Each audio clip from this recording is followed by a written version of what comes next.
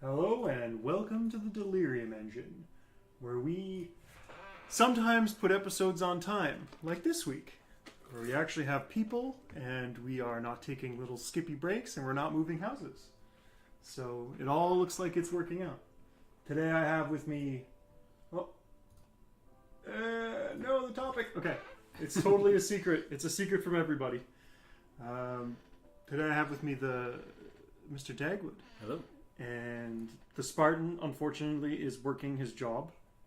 I know. We can't support all of our fine casters. Find the Spartan on Patreon. Find the Spartan on Patreon. Back him up with maker support. Yeah. Unfortunately, we don't make too much money off of this this endeavor, which is fine because we don't put particularly lots of effort into it either. So, you know. He's Sounds making good. sure sick people get helped. Docks his job slightly. Okay. With that said, I guess we'll go ahead and unspoil the spoiled topic. Today, we are continuing our series, Enter Session, where we discuss the parts of a GM session/scenario and discover what makes each part the most successful with the least effort.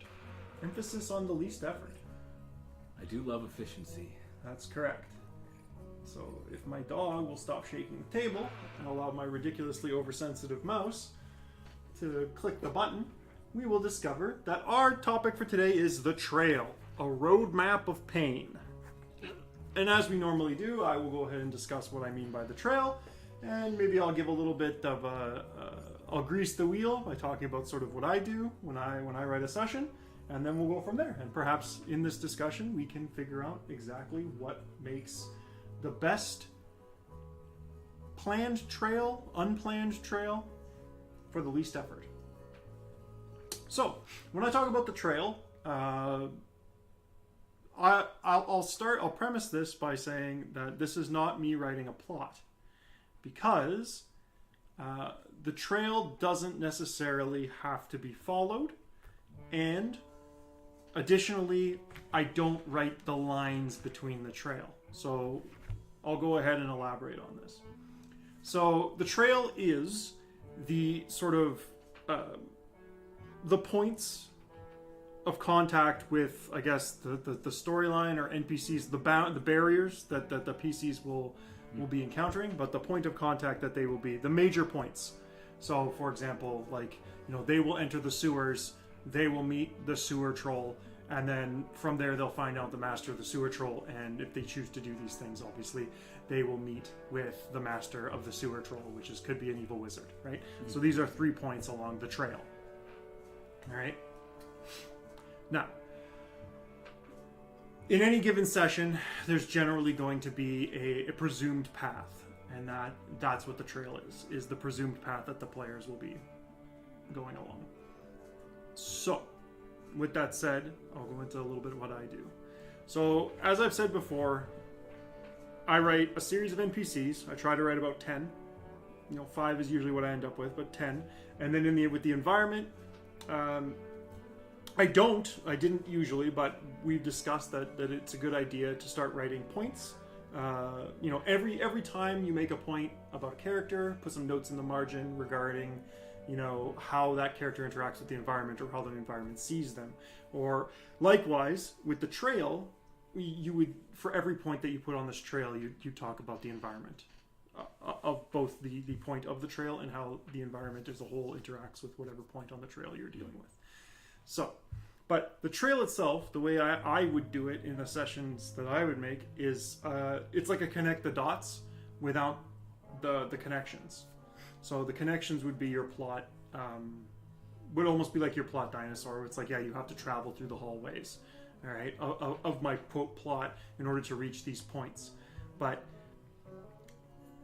I try to dispense with that because the PCs might do some curvy line. They might skip a point. Who knows what they're going to do, right? But like there are certain points on this trail that you produce, but you don't limit the idea that there might be shortcuts or long ways that the scenic routes that the PCs will more than likely take, and then you might have to make some extra points on the fly.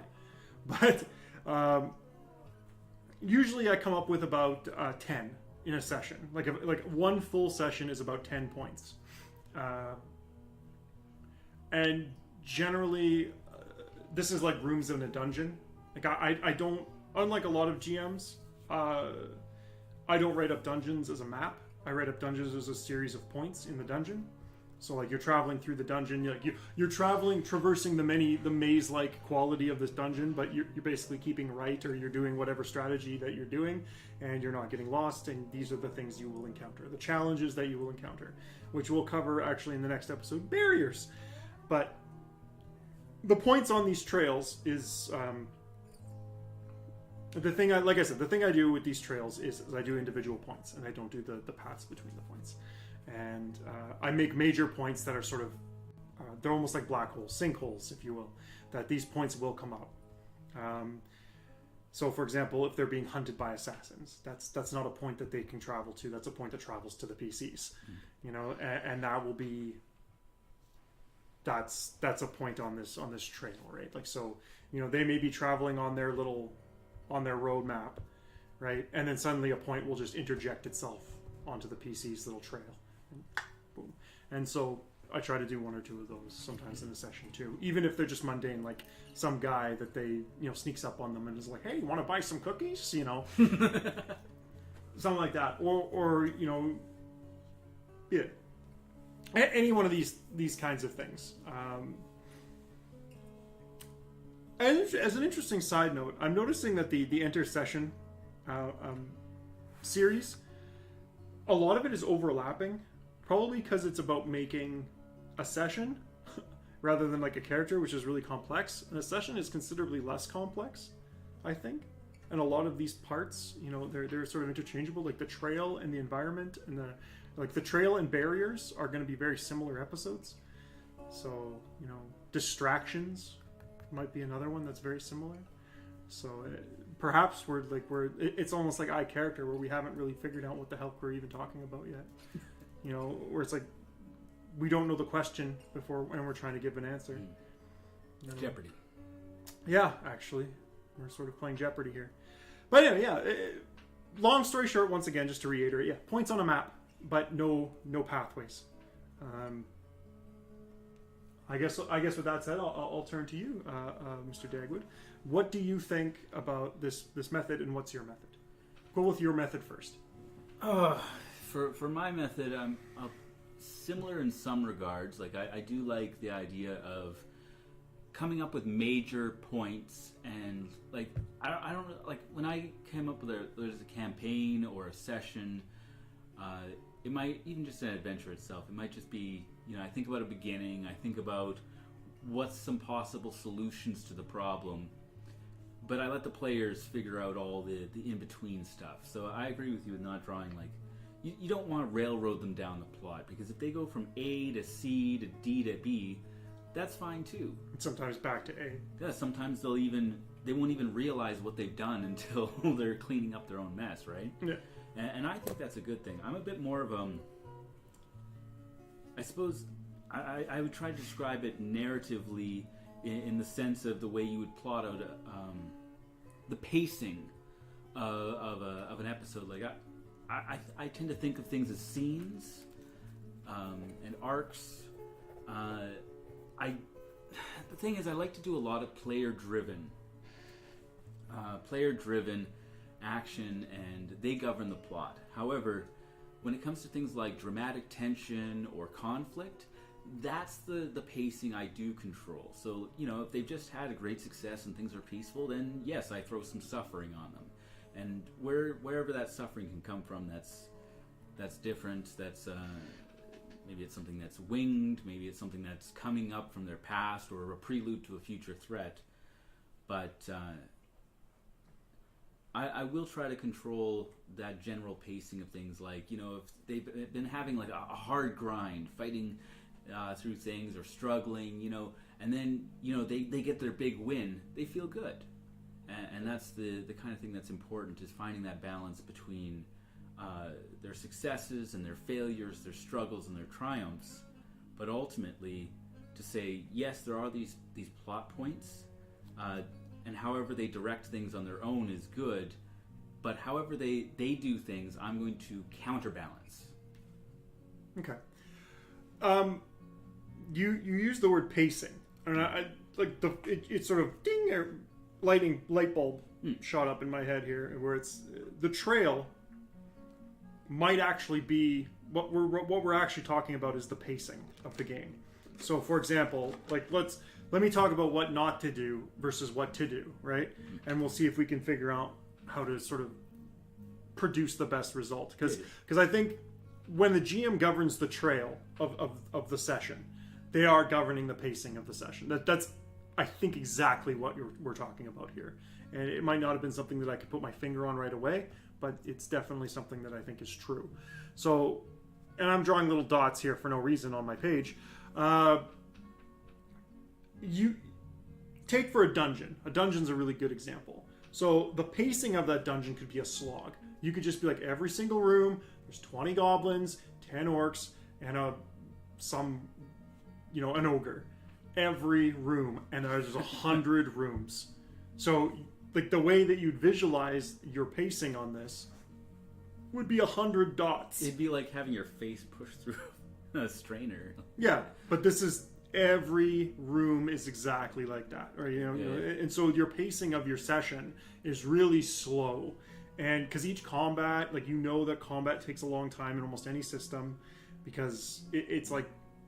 And in game time, literally, it's like 30 seconds to a minute of per fight. Even a fight that big is usually really low, and then the PCs are like running out of resources, so they got to back up. And your pacing is really slow and something like that. And then take for example, like the other opposite, like the complete opposite, where it's like you enter the dungeon, there's a trap, it's easy, and then there's the treasure room, it's full of treasure. Like the pacing of that is like extremely fast, where you literally have one challenge, and the challenge was pick a lock, and then suddenly you got your treasure room, right? Yeah. And you're just using the dungeon example, the most rudimentary example I can think of. So, and in that way, that's no good too. In a sense, because you end up once again with this weird pacing issue. It's like the game's already over. It's 5 minutes in.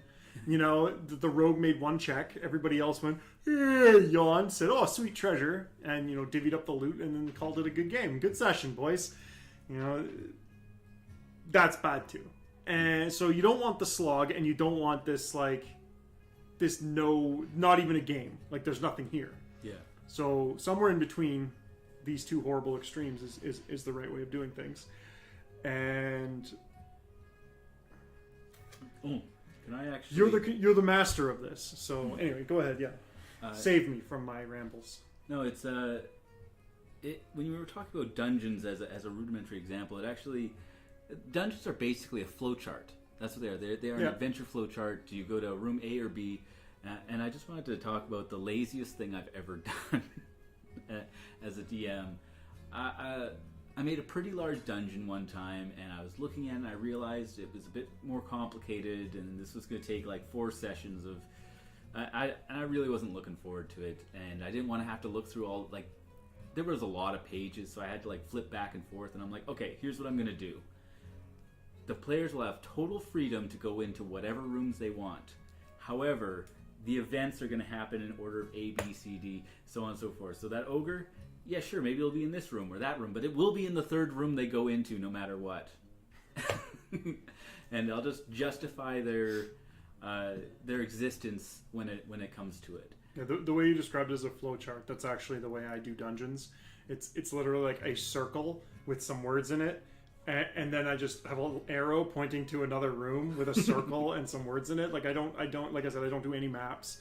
So, and it's just like it ends up being this really bad user interface chart for a computer science student, if anybody knows that kind of thing, where it's like, what's a user experience graph? User experience web. And that's all my dungeons ever are. And then sometimes on the lines where it's like, the hallways have something special notes to them, I'll have a little bit of text along the arrow that I'm pointing from one place to another. But that's it. That's all it is. I don't draw anything. I don't, no. And usually it's only about 10 rooms. And that's generally enough. I actually think that's a good size for a dungeon, because there's, especially in Dungeons and Dragons, I mean, it's in the name, but there's this weird pull for people to make bigger and bigger and more deadly dungeons. And I actually came up with this recently. I'm running the Tomb of Horrors with a party there, and they get to this one part. Now, I mean, it's supposed to be hell. It's supposed to be. But in some ways, it feels like the worst kind of dungeon, because there was one part that was 8 rooms in a row that all had the identical trap in them. All they were was a 10-foot by 10-foot room that shot darts every other round, and it had a secret door that would lead to the next 10-foot by 10-foot room full of darts and a secret door. And this was like 8 rooms in a row. And the players hated 20 it. goblins, 10 orcs, and an ogre. And on one hand, it really helped emphasize the whole death grind that is supposed to be the Tomb of Horrors. On the other hand, it was really bad pacing. It took up so much time that even I got frustrated with it and just wanted to skip ahead. And I look at that kind of thing, and I think it is important sometimes to break off from static pacing like that. Like, if it's just like if the excitement of the adventure is the equivalent of a brick slowly being pushed through a mess of cheese, you're just not going to get any excitement out of it. People are not... Yes, you'll get the meta feeling of, oh, this is a terrible place, this is horrible, but it's not fun. Yeah. And I think it's important to be able to spice things up, or to diverge if things are either working too well or not working well enough, to give some variety. I mean, a dungeon has to have variety. Yeah. So I would say, I guess the next step would be, how do we best produce good pacing in a session? And the first thing that comes to my mind is I'm sure you can look it up if you haven't seen it before, but if you have seen it before, it's the literary sort of flowchart, right? Where it's like, inciting incident, rising action, climax, denouement, right? So let's assume 10, because 10 is a nice, beautiful number. Inciting incident is number 1, 2, and 3, maybe. 4, 5, 6, 7 is your rising action. So each one should become a little bit more challenging than the last.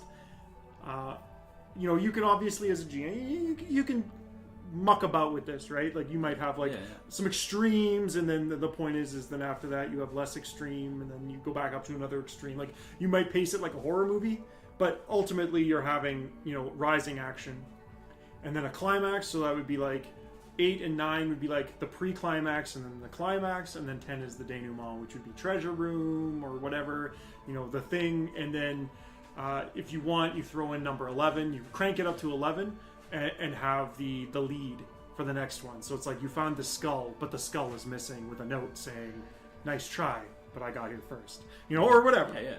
So that would be point 11. Well, or maybe like them starting up like the epilogue of the session and the prologue of the next session, which is the sort of little bit of investigative work to figure out what they're doing next.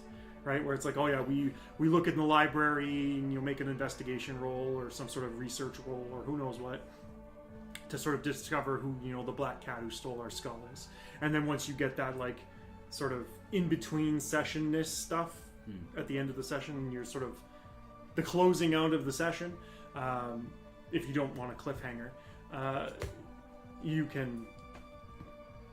can do that, or you can start that at the beginning of the next session, which is like the pre-inciting incident of the next session, where it's like, we found out, in the prologue, we discovered who it was. It's the Black Cat, and he lives in this fortress over that. Oh yeah, your spoiler, right? Yeah. I actually really agree with you on that one, because I'm thinking that basic narrative adventure type,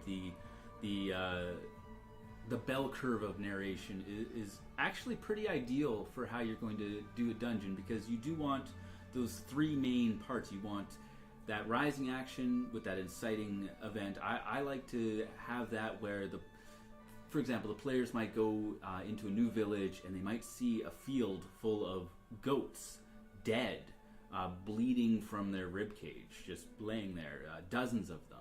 Mm-hmm. Now, automatically they know something is up, and then this is what they start doing investigation. This is what draws them into the dungeon.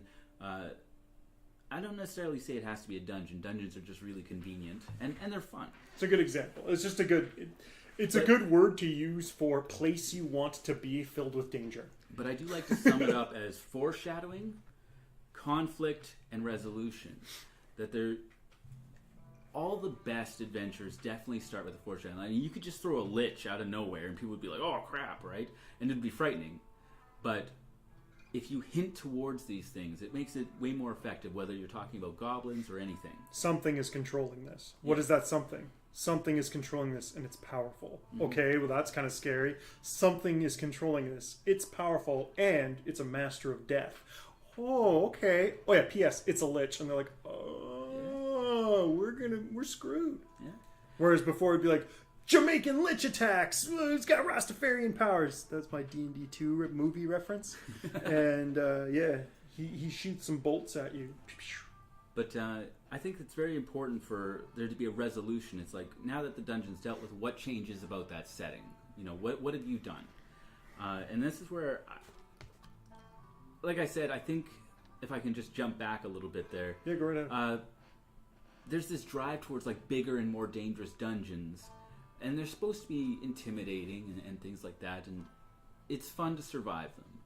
But I really think they do get too big, because ultimately, whenever people play a big dungeon like this, where it takes several sessions to go through, at the end of it, their characters, all they want to do is go get some fresh freaking air and do something in town or do whatever, and then before you know it, they're just meandering about doing nothing.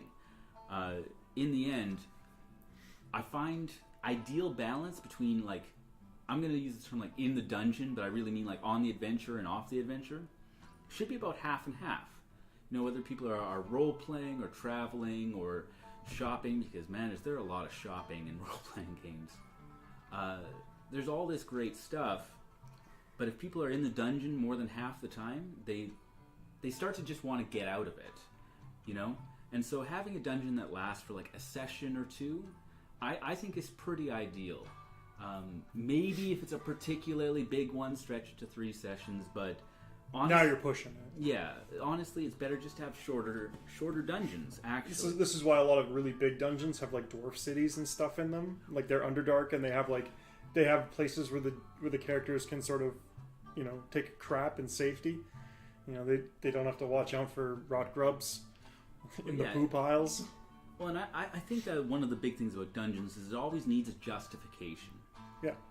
This is kind of that's part of your environment.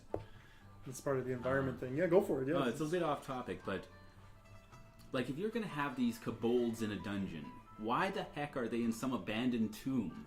Now, if you can say it was a tomb of some dragon-worshipping cult, then okay, it gets a little bit cooler, and it starts making sense in terms of what kobolds are post 2nd edition. Yeah. But P.S. Little yappy dog people were cooler than stupid lizard men. Fuck those guys. You like the wolfy kobolds? Yeah, I like doggy. Yeah, I like puppy, like the little yappy poodle kobolds rather than shitty. It's just every kobold's secretly a sorcerer. I think that justification though is just so key to that rising action, because that justification for why a monster is there. There's a saying in strategic board games that your opponent's key move is yours. Mm-hmm. It's your key move as well. So when you're talking about things like, if there's kobolds in that dungeon, well, why they're there may or may not have to do with it directly, but it is the thing that is causing the problem. The problem is what draws the adventurers to solve it, and when they get their resolution, something changes about the world. So it really comes to, if there's no reason for them to be there except for as, you know, sword fodder, the whole idea of it being a narrative falls apart. Yeah. And I mean, you don't even have to write the story. That's a lot of those DMs that are all micromanaging the whole story down to the dialogue. And it's like, no, if you have a reason why something is happening, a reason why it's bad, something that can be done about it, and what happens when it changes, your players will fill in all the rest. Yep. And that actually, that goes back a lot to the environment, but this is what I was saying at the beginning, is like, make your notes on all of your points in your trail. because every point in the trail will affect the environment in some way. Like your Big Ben might fall down because of magic missiles, or well, not magic missiles, but fireballs and stuff. Like who knows what will happen, but like you can make the notes about that. Or like, you know, someone setting a trap for you in the dungeon. You know, what does this trap mean? What's changed in the environment as a result of this trap being laid? Or like, you know, you got evil NPCs coming into the dungeon doing stuff. Well, that obviously will change the demeanor of all the like natural residents of the dungeon, right? Your kobolds aren't going to be very appreciative of a bunch of evil, I don't know, thieves coming in and wrecking shit. Like, they don't care about these kobolds. They'll just kill them on sight. So why would these kobolds be happy with them? Why are they? Hell, maybe their plan has failed and they're here to kill you, but then all those kobolds had other plans, and now they're trapped in a room, and you just happen to walk into that room, and they're like, "Oh, it's you guys! Kill them on sight!" You know, kill the humans. Yep. Or like if you had a chance to talk with the kobolds, it's like, yeah, we got a bunch of people trapped in another room, and you're like negotiating their free. The paladin is having a conundrum. Yeah, well, he doesn't know that they're out here to kill them, so he's negotiating safe passage for these kobolds, and they pay a bunch of money, and these people come out, and it turns out they're assassins here sent to kill them, and they're setting a trap. And, you know, who knows what was going on? I don't know. That sounds really fun, but that's part of that. Like, if you set these points on the trail, and then you just sort of use your environmental, the points we talked about in the last episode about setting those points, you can create the trail could be more interesting. Well, one of the big things though about being a DM is that you want to drop lore on your players. Like everybody wants to do that because it makes the game. That brings better. up my next. Oh, all right. My next sort of point that I want to get on is the pacing idea. We're building points, and assuming we're building 10 points with like increasing action, what increases? What is fast? What is slow? And what increases tension? Right. So I would say, you know, because you want to control the pacing as a GM, so you want to be able to, like, when the pacing is slow, you want to be able to drop something that will, you know, that'll speed things up a bit, right? So I would say, just throwing it out into the ether here, exposition is the quickest point on your map. So, you know, inciting incident, you know, you find your goats that all have their stomachs ripped out in the farm or whatever, and their innards are everywhere. You know, this is a few investigation checks. It's real low impact. There's no combat because the damage is already done and you're investigating the damage. That's a point that increases the pacing, right? You know, it might not feel like you're doing a lot, but the pacing has increased because the players have been given information. They have the ability to ask questions and get information quickly, and they could sort of get a general direction of where they're going. So that's the fastest. The second fastest is the barrier conundrum. So, and we'll talk about barriers in the next episode, I think. But the barrier conundrum is like a puzzle.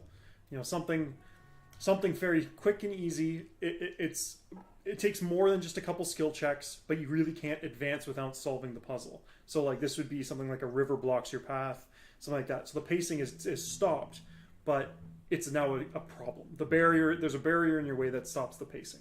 Right? So this is the second slowest because usually it involves going, okay, what's in the area? How can we solve this problem? Or I cast a spell and we all succeed. Great. Pass. Next thing, combat.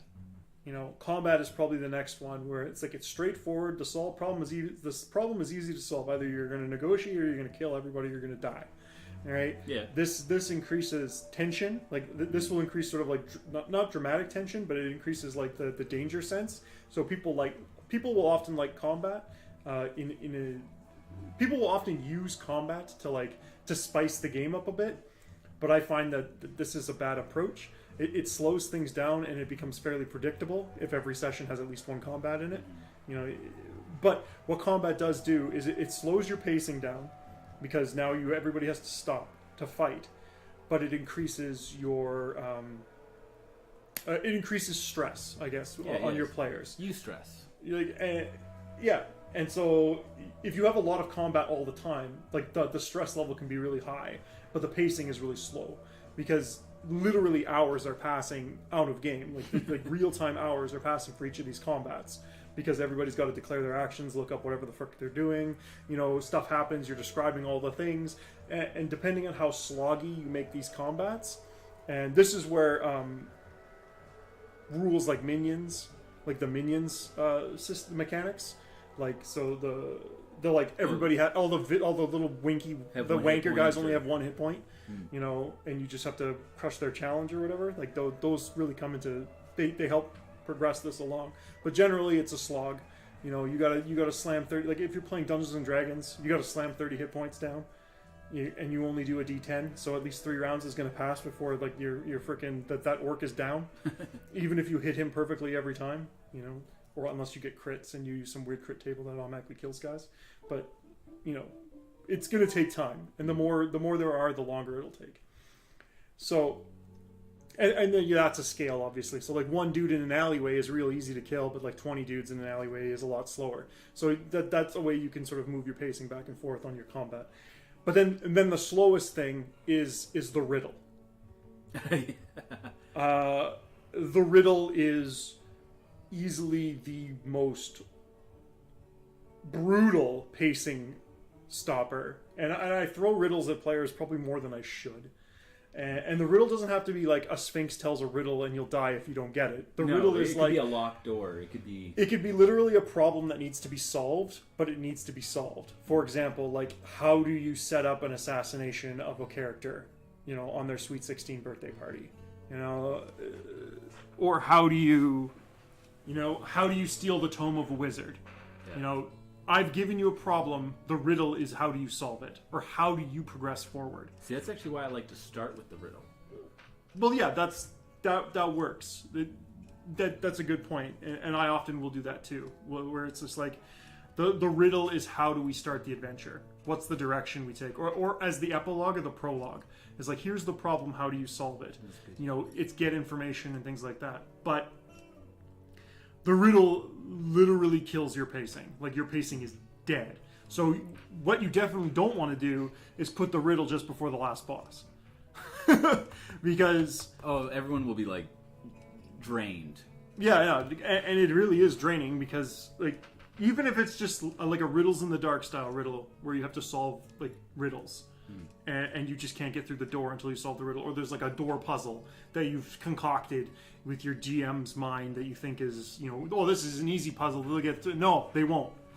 Okay? Sometimes you got that smart player who will figure it out and you get lucky, but usually they will sit there and deliberate on it, and then they'll, like, take a break, go have some chips. Maybe you'll all go for a walk. You'll come back, you look at that puzzle again and go, shit, I don't know.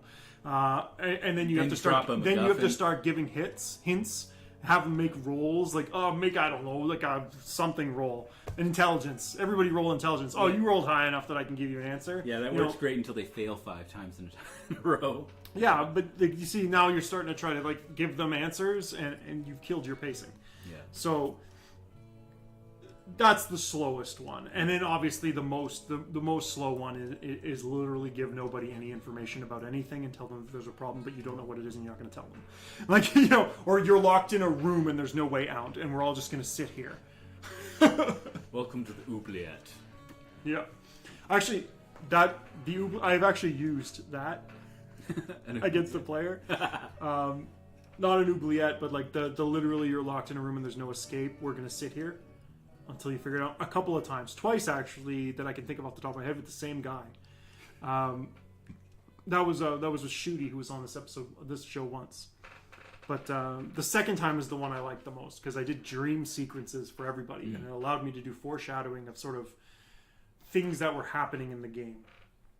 And for him, he was playing this skeleton wizard named Racked. And he would say things like, I'm just a skeleton. And he once literally died falling down some stairs. It's pretty good. Yeah, like he just...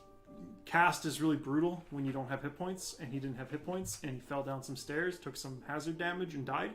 And they had to, like, they had to, like, do a ritual to try to sort of resurrect him, and these guys were only like level 2, so it didn't really work out so well. Like, it was really long and difficult, and it took a lot of... Anyway, long story short, yeah, he always felt like he was really weak. So I had this endless void of darkness, and you stand in this endless void of darkness, and essentially a voice in your head basically just says, lay down, go to sleep, you're just a skeleton, or something like that. And I would just repeat this once in a while. It's just like, you can't escape because you're nothing more than a skeleton, right? And the answer was very simple, but like obviously that's you have to. It took him like 2 hours of me just like he's like I don't know, I don't understand. It's like I'm not letting you leave until you figure it out. And all the other players are sitting there kind of with grins on their faces, a little bit awkward, a little bit not, because literally they're just sitting here watching Shooty, the player, struggle and be tormented by this black void of a room. And I had like a song playing in the background. I think I had Ventolin because he hated that song. I love that song. I had it playing in the background, and he was getting more and more upset. I'm like, Shooty, in character. And he's like, huh? Play in character. Don't. Like, you're getting frustrated, so your character must be getting frustrated. Why? What are you? You're just a skeleton. You can't escape this endless void.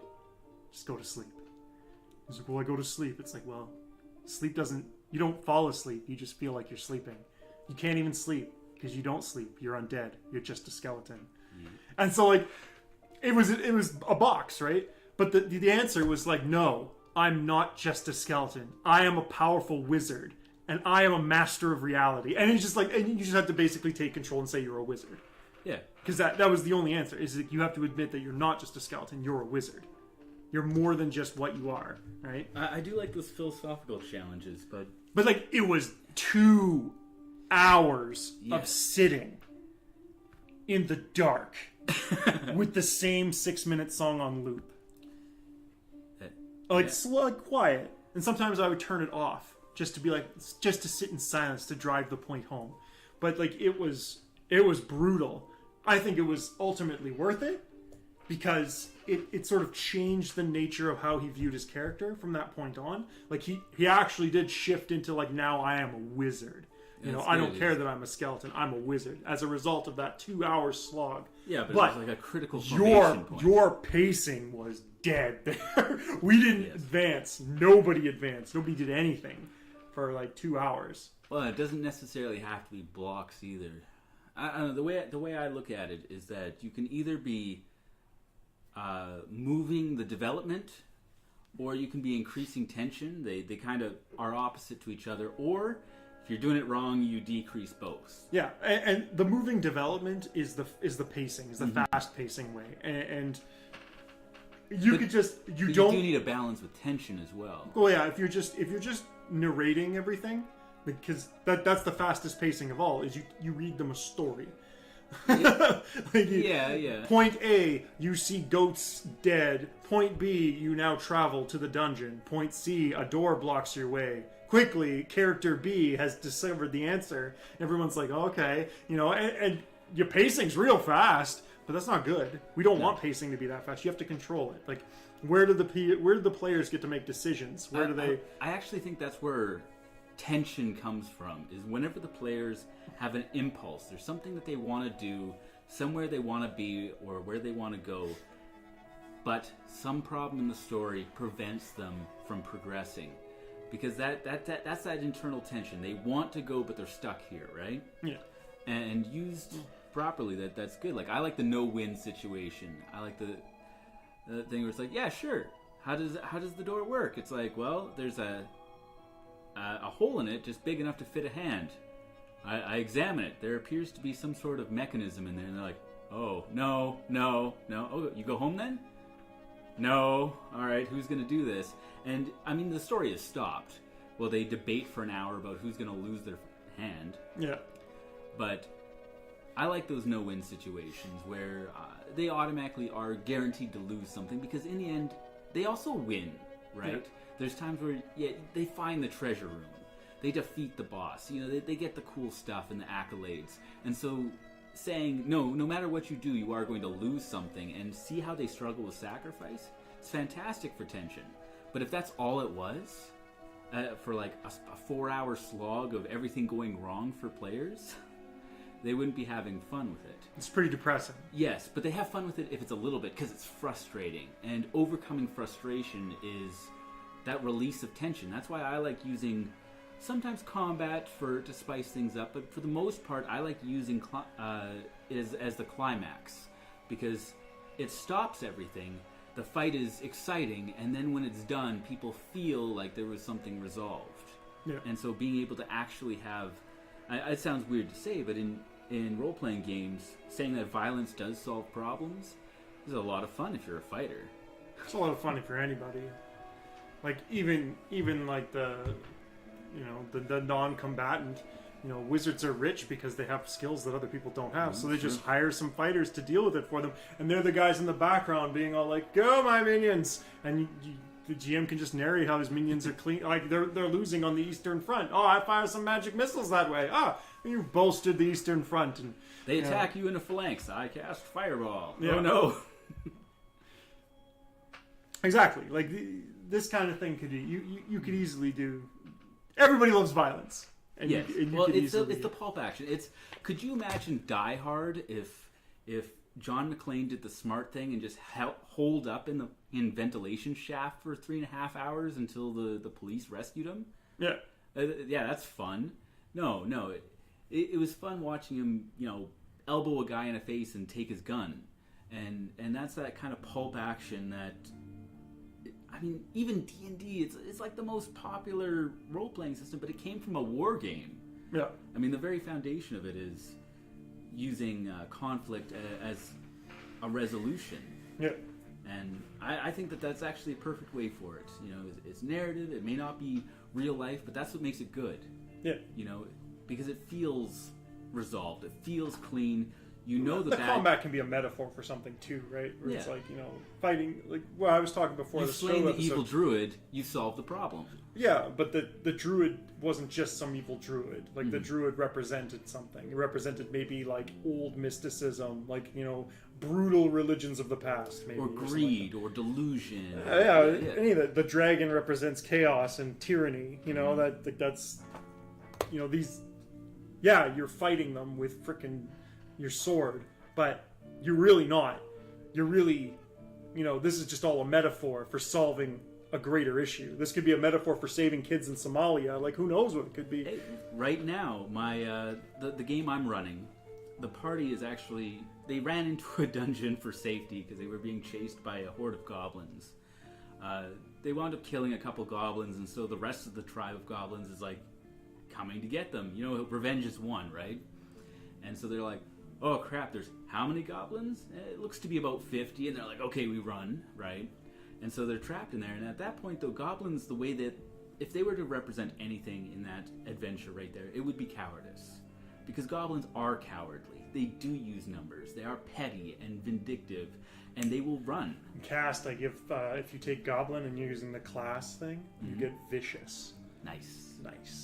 But what is, cowardice, though? It always...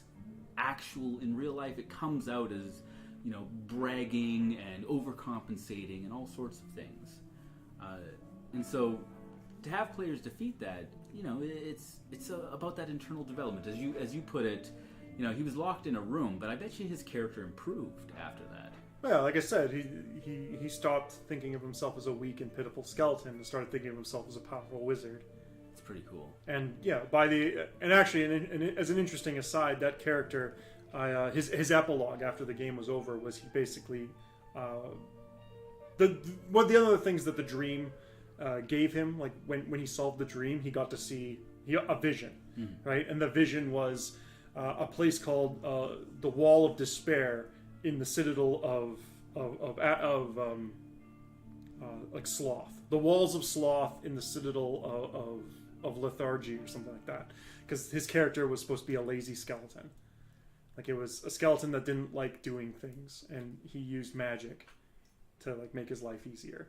And he tried to become a lich so that he could spend his whole time not doing anything and not worry about time falling away. He could do anything. He could procrastinate forever, but he didn't succeed at becoming a lich because he's not particularly good, and that was the thing. But what ended up happening was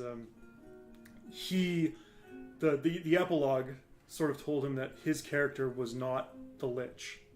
His character was just a skeleton that just goes out and gets experience points, or goes out and has experiences and then returns to the lich. Oh, he's doing it for him. Because the lich is too lazy to adventure. So he has built the tower of lethargy, a necromantic, apparatus, an entire country whose entire devotion is to bring him memories because he can't be bothered to get off his ass and do it himself. That's pretty fantastic. And so, and that was his, like, you've solved the campaign. This is your prize. Yeah. Your prize was, it turns out your Great Lich is the most powerful wizard in this kingdom, but it wasn't your character that you played. You never were the Great Lich. The Great Lich was already there, and it was you. You just didn't know that. Yeah, you just sent out your body double. Yeah, you just sent out another body double, and there's presumably lots of them. And he played another version of the same character. He played Ractor, which was another character who was like, he was like a bodyguard, and he was like a fighter with a sniper rifle, because it was a more modern game. Mm-hmm. But like, this is a Lich, right? And it's the same setting, just in modern. And yeah, so he was like, yeah, I'm just going to play another one of those. And I'm like, yeah, sweet. But now, like, that's canon, and he didn't have to... I like to do that too, like just as a sort of to dabble into the treasure episode, which is the last. Is like having epilogues for people who complete campaigns, not settings or sessions. I do like that, yeah. Campaigns, having like huge, even surprise ones, even if it's a bad ending, having epilogues is to me is like a huge thumbs up. I know a good dream sequence I used once was there's this character. He was a barbarian and he wanted to defeat a dragon. It was pretty standard stuff, burnt down his village, that whole thing. But the way he went around it was pretty good because he wasn't stupid. So he was like trying to do things for these neighboring kingdoms. It's like to build support because he's going to throw hundreds of men at this dragon to absorb its, but he wants to kill it himself. Yeah. They wound up. Anyways, he actually wound up through a series of events being connected to it psychically. He wound up with an artifact that belonged to it, and so the dragon started using it to plague him with dreams as per the spell. But the way that I handled the dream was I'd statted up this dragon and had him fight it in his dream, just to show how far away it was from him being able to handle it, and it didn't discourage him at all. It was fantastic. It was quite the opposite. He looked forward to it, and as much as it was learning things about him, he was learning things about it. Yeah. And it made for a much more tactical end result because it was the kind of foreshadowing that you can't really drop in a normal game. Like, if you hint that there's vampires, people know what to expect. Also, you could set up your NPC, like this dragon is obviously the end fight, right? Yeah. And if the player keeps losing to this dragon, but like the tactics keep changing, things keep changing. So now when the actual fight happens, both of these characters, the NPC and the player, both are aware of all these outcomes that could occur. Yeah, they both already know. They already know some of the how this will work. So you can almost have them be like old friends now. Like talking about, you've done this move now. I see what you're doing this night.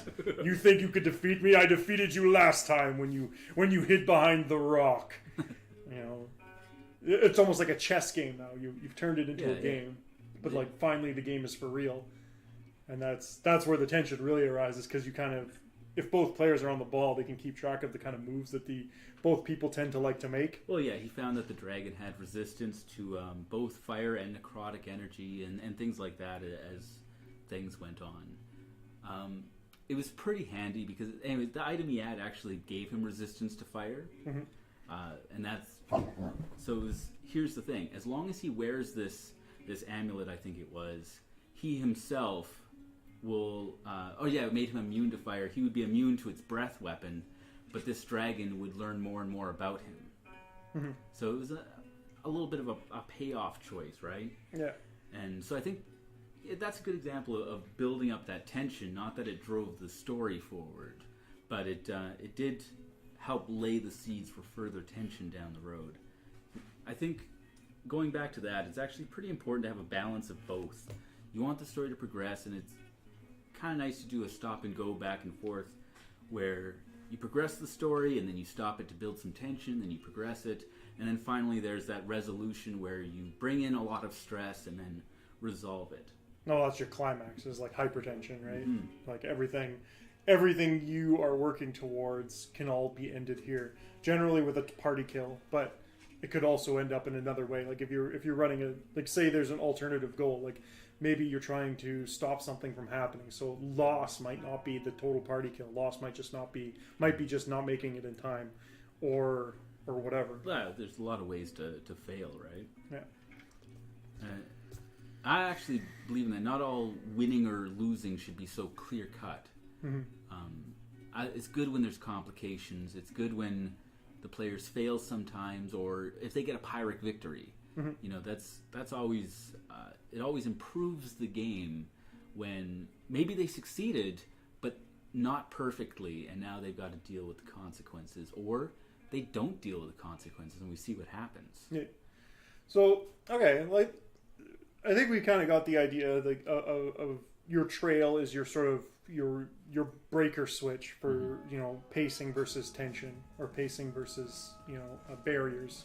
Ooh, I think I got a good way to put it. How I generally do it is I kind of oppose the players, no matter what they're doing. If they want to sit around in town, I'm going to try to push them out. If they're going to try to go out, I'm going to try to keep them still. But ultimately, let them win that tug of war. Mm-hmm. Okay, that's interesting. How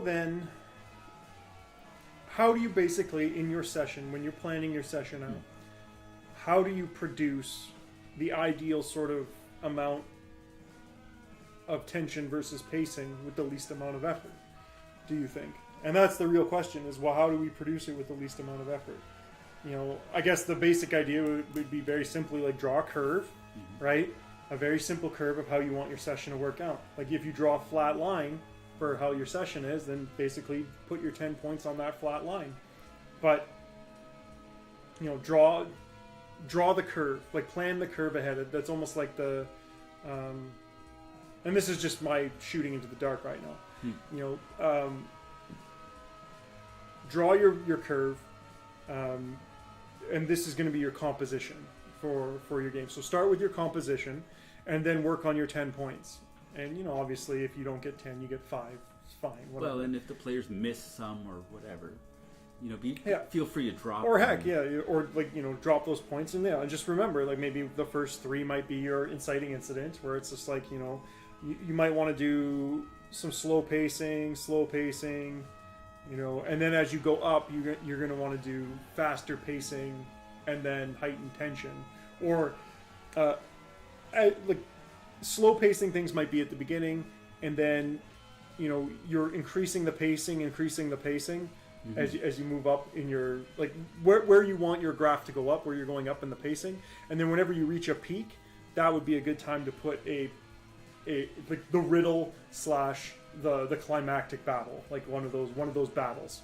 Yeah. Battles are very easy to solve. Riddles are like a stopper, but like if you can put some sort of tension, add more tension by adding, say, a clock or a timer to the riddle, that could be really interesting. But basically what I'm trying to say is, draw a composition, like draw literally draw a curve of how you want your story to pan out, and the easiest one is obviously the literary, inciting incident, rising action, climax, denouement.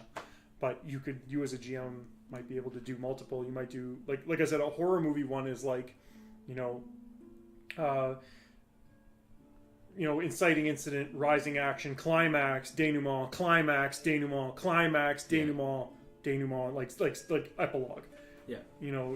Or climax and then ends on a cliffhanger. You could have all sorts of different compositions based on these things. A comedy is often written as a series of unfortunate events, like a series of mistakes. To do with horror, actually. So a series of constant mistakes, which would be like, you might have like a climax at the beginning, and then instead of failure results in an end, failure results in like in just repercussions, and then the repercussions lead into another thing. So you have a declining, your pacing is constantly going up. But it's the Jenga of stories. Yeah, I think it's hard to express in words, but it's one of those things where it's like you kind of want to put these points on your graph, and then just be mindful of where you're putting them on the graph, and to me, it's pretty simple. You could, I guess, the least effort is you could just ignore this idea altogether and just have the PCs work with the NPCs. Like you have your NPCs built and your environment talked about, and then you just don't have any pacing whatsoever. Like you don't control the pacing; you let the PCs control the pacing. But I think that you'll would end be up hit or miss. Like it could be very you end up with a lot or... of situations where the PCs produce their own riddles, where they just have nowhere to go. And they don't know what to do, and you end up having to like shoehorn in some sort of conflict. Or if they solve all their problems, then that's basically the end. Yeah, the game's over. If there's no complications or false success, things end up all wrapped up nice and tidy, which is the end of the book, right? Yeah. When you talk about this curve, it's actually a really good idea. The way I usually think about it is that I know a lot of people do like either time-based adventure points, or they do like location-based. Yeah. Like they might be like, when characters go here, there is an ogre there no matter what, and that's fair. That's actually not a bad way to do it because it's the same idea. There's You're a already good consistency. Doing that. The ogre's just a point on your curve. Room 3 always has an ogre. I'm pretty lazy. I wing a lot of things, and so when it comes to things like when I'm planning, I might be like, okay, I want an ogre to show up in the story, right? And the best place or time to put that ogre is when it's the right time to do it. I wing it as it goes. It might be, because they're looking for that climax, there needs to be a villain. Maybe they got lost or some other thing happens where now would be a good time for an ogre to appear. Perfect. That's the time to do it. So putting it on more of an abstract level rather than say it's a certain time or a certain or specific room, like because the path we're talking about this trail, right? And I think we're already talking about the fastest and easiest way to do this, and the fastest and sloppiest way to do this with the best result is literally doing a curve rather than doing a dungeon with 100 options and thousands of like individual trails that they could take. And a huge flow chart of stuff, and you might have that flow chart if you want that. Like that might be a point on your graph as one of these like little flow chart dungeons. But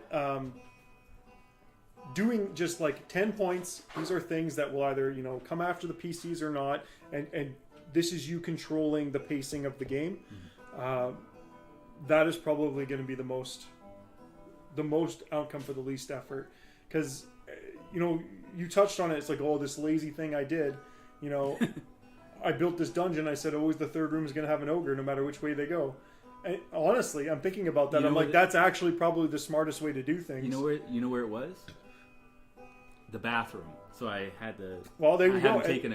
That also institutes like that being like, I drew a map of my dungeon, and I know in the third room there's always going to be an ogre, because that's where the pacing. That's where my pacing I want. Like I want the first room to be some goblins. get them warmed up. Remember what combat feels like. Yeah. Second room's going to be those 10 orcs, right?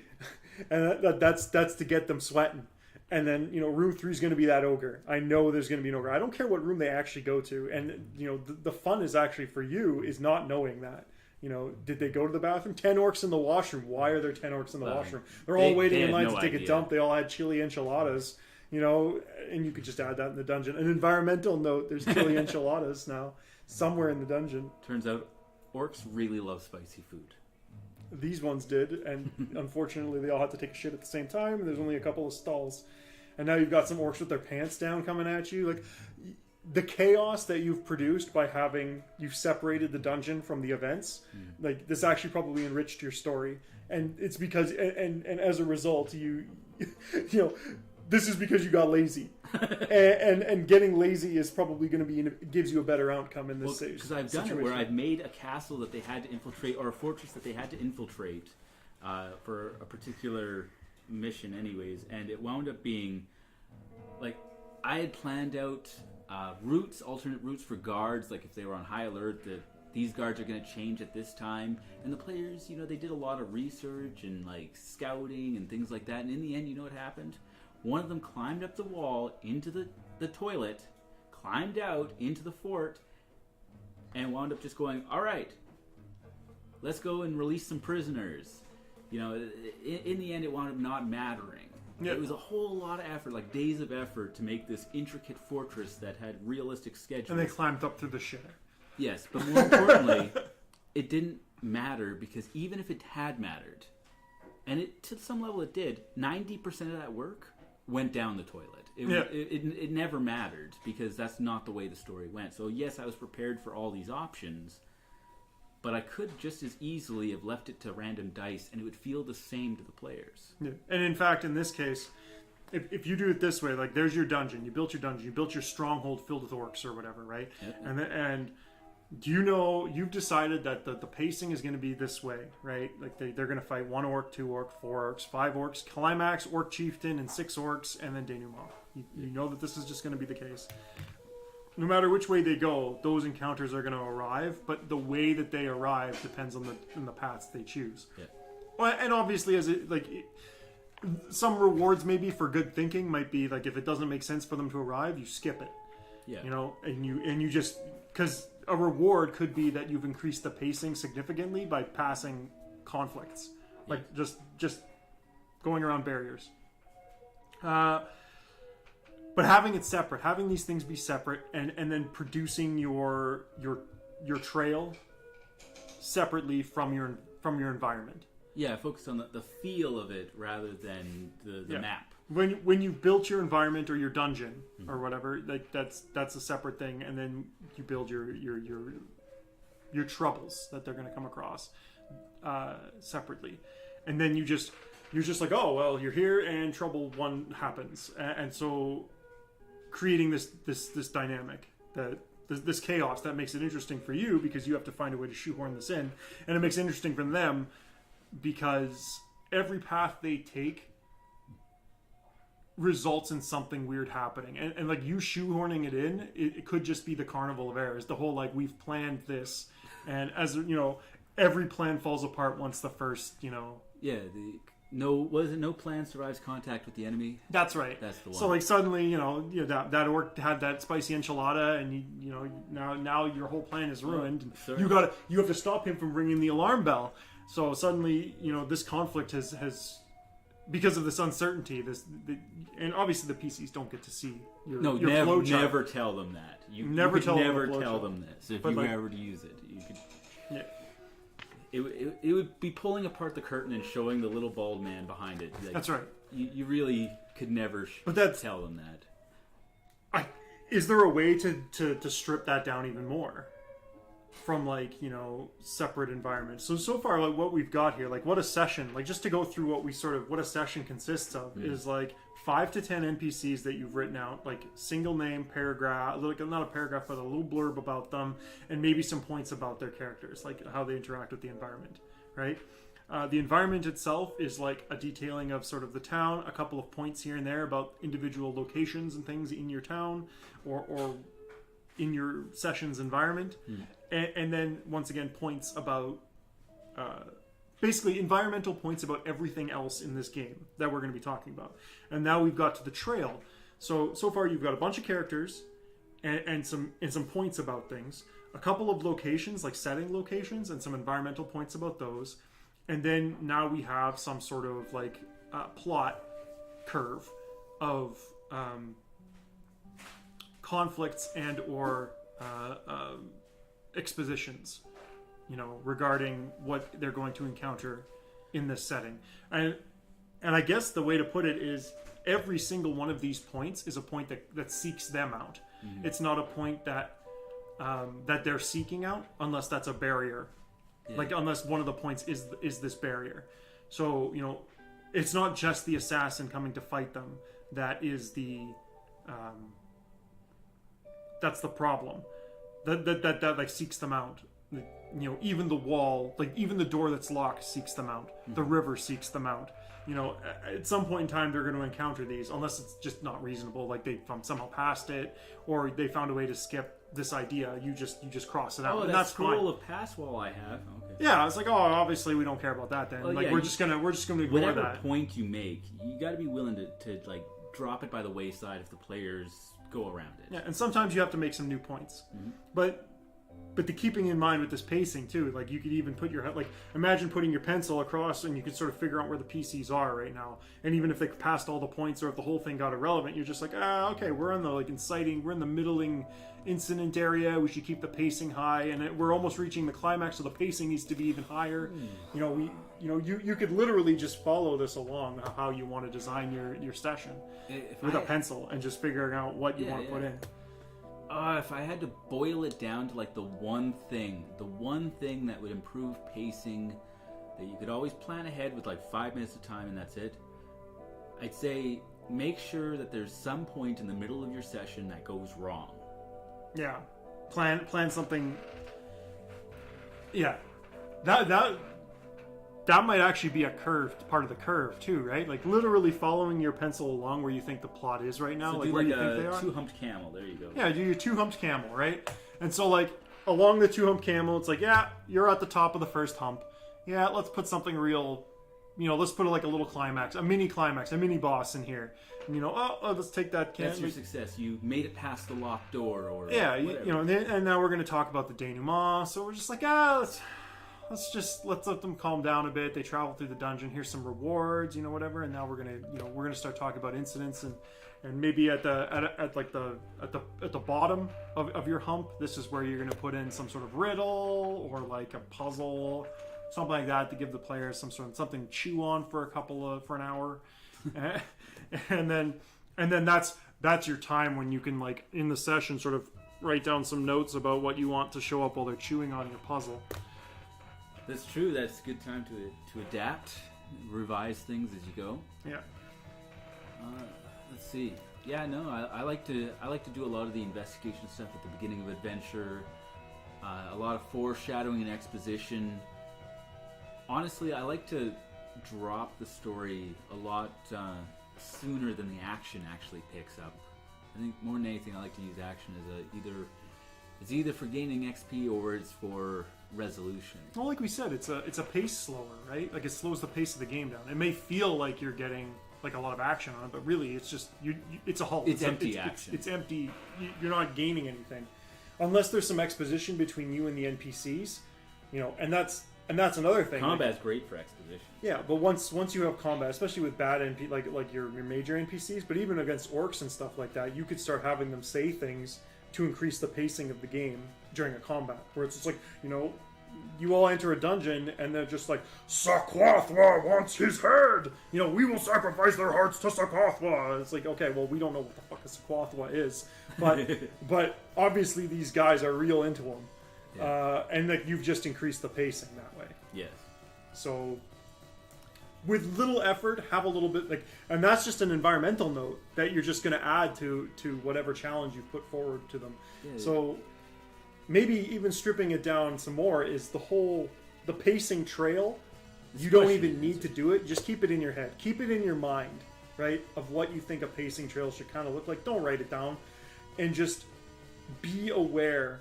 Kind of what we've been talking about in this episode, which is like what produces more pacing, what produces less pacing. How do we turn this combat from a slow, low-paced combat to a high-paced combat? Another thing that could do it is, when the enemy has advantage over you, the pace is slow. But when you have advantage over the enemy, the pace is increased a lot. Well, you feel like you're progressing. Yeah. So that would be the other thing, where it's like early game, like at the start of the adventure, when you're low on your curve, the enemy is stronger than you always. Almost every room, the enemy has some sort of advantage. But as the game progresses, like as you've traveled up the hill of the tension, would feel good. Yeah. As you travel up the hill of progression, your characters are getting the drop on them. They're the ones who are reacting, and not only that, the exposition is flowing freer from the enemies because more is on the line for them. At the beginning, they're just nameless orcs trying to fight you, and this is just the orc example, right? But as the game goes on, they're like, "We'll see us dead if we don't kill them." It's like go find the Maiden of Evil and go get her because we need her. And, like suddenly, like all this stuff is coming because they're getting desperate. So they're starting to say things to the PCs because they don't care anymore. They're desperate. They need the Maiden of Evil to show up. Well, it's like, okay, now there's a Maiden of Evil. We never knew that this even existed. The shamanic queens need to be told, send a messenger to Fort Zorbak. Suddenly now Fort Zorbak exists. And, this pacing is increasing like a lot just because the enemy is now on their defense. And then when you reach the climax, that's where it all stops. The war chief has come now. The war chief has finally showed up with his band of 3 or 4 like super orcs, and they're all just like, no, this ends now, you all die. And then like the last remaining remnant of those orcs that you've been freaking routing this whole time are finally bolstered by the fact that their war chief is here, and it's like, boom. They're still mooks, but yeah. But like they're there, the super orcs are there, the war chief's there. Now you've hit a barrier. That's your climax, and the exposition stops because your pacing is like, or if it's at your climax, the exposition is probably actually reaching a climax. Like now the war chief doesn't give a shit because he thinks you're gonna die. So he's going to tear you apart. He's going to start telling you how weak you are. You thought that these guys were orcs. They're not even orcs. They're basically goblins. They're nothing. I'm everything. And this is where you can have conversations with the bad guy as he talks. Mm-hmm. And understanding that makes planning the trail irrelevant. If you can get a feel, if you can get that skill down, where you don't have to even think about, or you don't even have to plan what you want. You can just know what works and what doesn't, and keep them hooked. Understand how much more pacing you're creating, and then once the denouement happens, obviously that's where the information trickles to a stop. I think that's a good way to put it. Is ultimately failing to disrupt the player's plans. That's kind of the idea. You want to pull and you want to push, and the point is you don't want it to be... Or killing them all. You don't necessarily want it to be at static equilibrium. There should always be some imbalance in the equation, so to speak. I actually want to know what you think about treating a dungeon like an exoskeleton then, in the sense that perhaps the hardest challenge should be near the beginning of the dungeon, and that fighting, the big boss inside might actually not be the hardest part. To have that progression of it feels impossible, but once the ball is rolling, the players start to feel like they're on a roll, right? I like the crunchy center. Yeah. So a crunchy exterior is a good idea, but then maybe soft in the middle. And this is what we've been talking about. And I'm falling in line with this idea as that sort of the apex idea is it's the initial barrier is hard, maybe not the hardest, but difficult. The midpoint, the middle, is where your tension is rising, but that's where you're constantly getting advantage. And then the heart of the dungeon, the creamy center, not the creamy center, the crunchy center, the jawbreaker at the base, right? That's your climax. That's the bad guy at the end, and that to me is the way it's gotta. It sort of works best. You could just have no boss be there. You could have a creamy center where it's just you rickrolled them. You want to switch it up. Yeah, well that's the thing, and that's why we were earlier in the episode. I was saying you can draw your pacing line any way you want. But if you keep in mind what you want as a GM, it's I want my pacing I want an exoskeleton dungeon. The hardest part's at the beginning, and then after that, it's all. As long as you have that idea in mind, you should be able to... Yeah, you shouldn't have to write any of this down. You don't have to write any of it down. Just it would just become a series of environmental notes. And then when you get into barriers, which is next episode, you would write down some of these barriers. When you have to plan them. So things of complex barriers would have to be the ones that you'd write down. And yeah. Yeah, because... as we're saying this here, basically how I'm visualizing it is that the basic session, you're going to want it to start off with something to incite, something to investigate, something that's going to start pulling pace forward. Not a whole lot of tension, but it does start progressing things.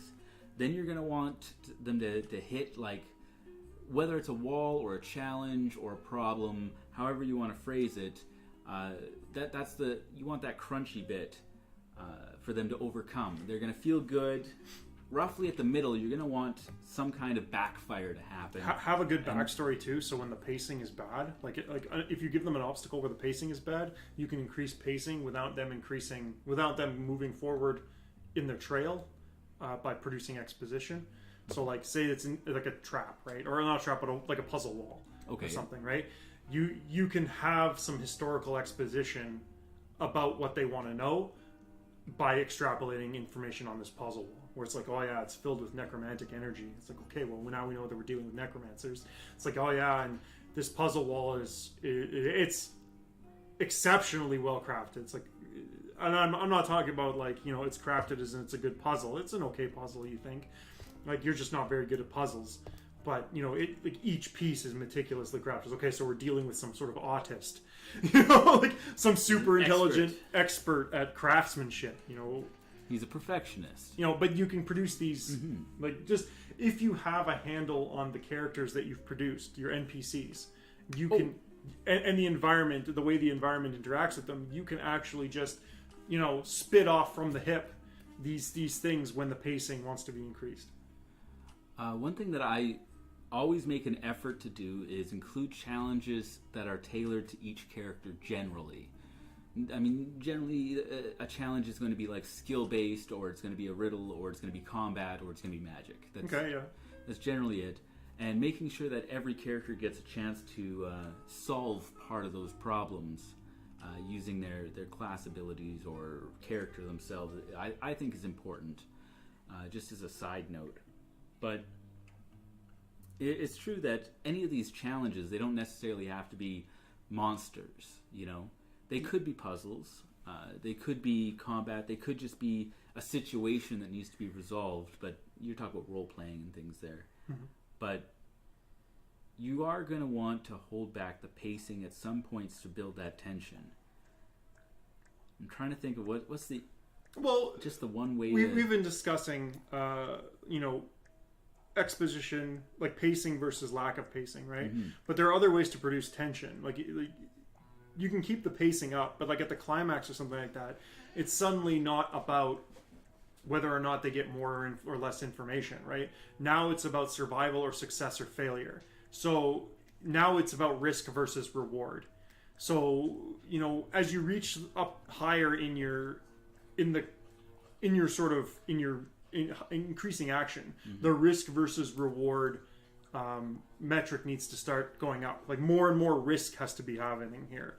So, you know, the pacing is going up. You want the pacing to go up, but you could also ramp up the tension by producing more risk. Where it's just like, you know, higher stakes. Yeah, like the war chief has now arrived. You know, you've been winning in this orcish field, but like you hear the sounds of cheers as like orcs that you have yet to fight are heralding the arrival of their war chief who was out on patrol. You know, the boss is now in the building. You know, tension has risen. You know, now it's more risky for you to be here.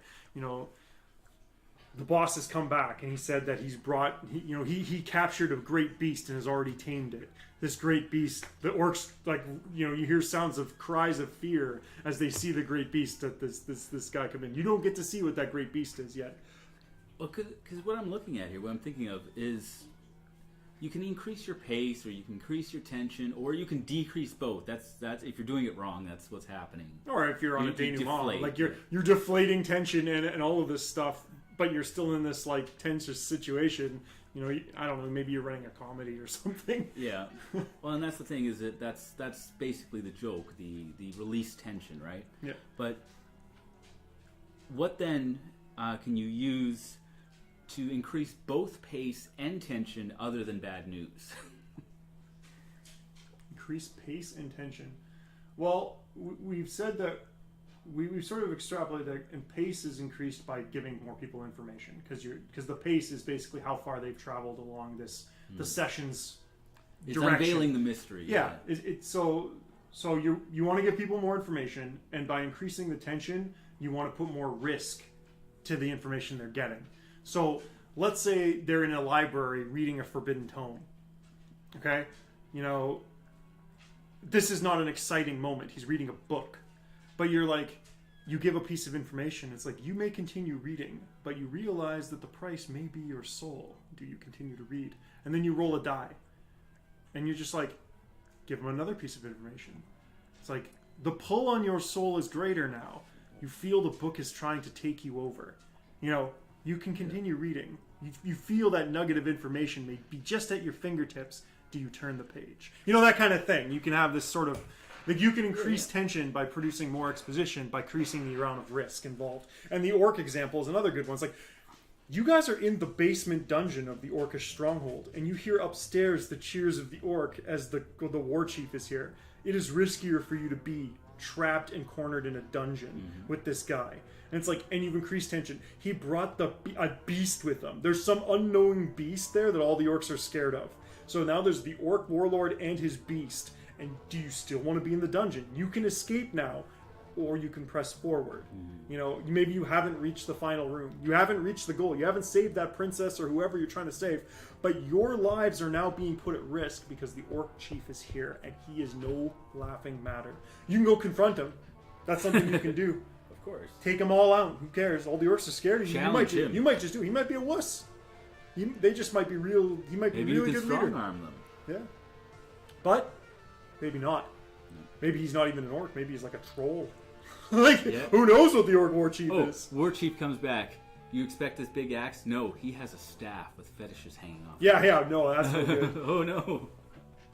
Very wise, super powerful. But yeah, that actually just occurred to me. I think you're right. We've pretty much nailed the narrative drive and pull of pacing and tension, but it is also a game at the end of the day, and there's things that you can do that increase tension because of the asymmetry of knowledge. If I were to suggest anything, I would say that people should definitely think of a list of information their players should know by the end of the session and plot how they're going to drop each of those pieces down. But there's also things that people could do to increase tension around the table. Things like rolling a dice and hemming and hawing. Every DM knows that one. You know? Oh yeah, those are sneaky GM tricks. Yes. Like playing the meta, right? Your players think that you're rolling a die to do anything. You've already made your decision, but you're going to roll that die. Flipping just through to some screw books with and them. closing them are fantastic things. Yeah. Music is a fantastic Or thing. I always like laughing, where it's like you flip through the book and you're like, ho, ho, ho, ho, ho, ho, ho, and then you close the book real slow and put it on the table, and you just look at them and you're just like, oh yeah, what were you guys doing again? And they'll just be like, whoa! I like saying, "Are you sure?"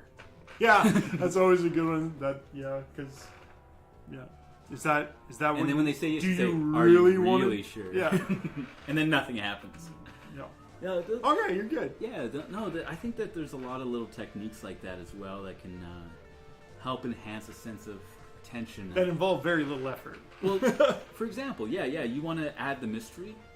Go ahead and take that slower, creepier tone.